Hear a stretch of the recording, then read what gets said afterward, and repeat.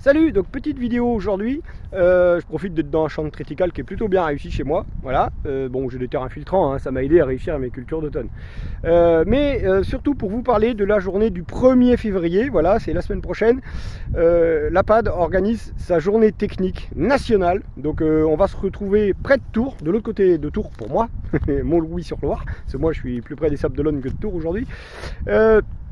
Donc journée technique sur les cultures de printemps. Alors quand on voit l'état de nos cultures d'automne, alors moi je suis pas concerné, hein, les cultures d'automne chez moi, je suis un des rares où c'est réussi.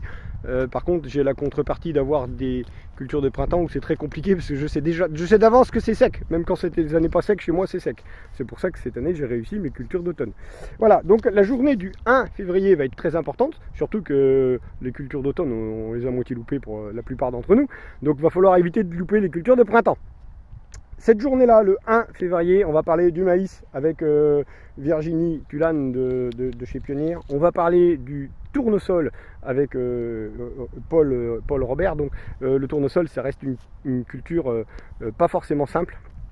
En semi-direct, on y arrive, il y a des clés de réussite. Donc venez les chercher ces clés de réussite. Voilà, on a Antonio Pereira qui nous fera une intervention très complète aussi sur l'introduction des cultures de printemps dans nos assolements. Donc ça va être très global, très important, avec des super clés de réussite à retenir. L'après-midi, on sera par petits groupes, parce qu'on a tous des problématiques différentes, on a tous des besoins d'informations très précises sur nos systèmes qui sont tous différents les uns des autres. Donc on va avoir 6 ateliers. Il y en a un sur les cultures industrielles, il y en a un sur l'introduction de nouvelles cultures dans notre assolement, il y en a un sur l'optimisation économique de nos cultures, il y a un petit groupe aussi sur la construction d'un système fourrager. Ça fait partie des choses qui vont m'intéresser, parce que moi je suis un terrain très séchant, donc c'est de plus en plus compliqué. Ensuite, il y a un petit post sur diminuer les herbicides. Et puis un dernier thème sur l'augmentation, comment aider les agriculteurs pour assurer la qualité des semis.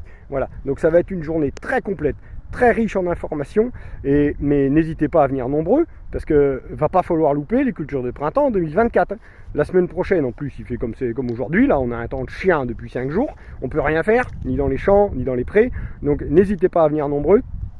C'est pas que un truc d'apadien, c'est ouvert à tous les agriculteurs, mais c'est aussi ouvert cette journée-là à des techniciens qui travaillent avec des agriculteurs, quel que soit leur organisme.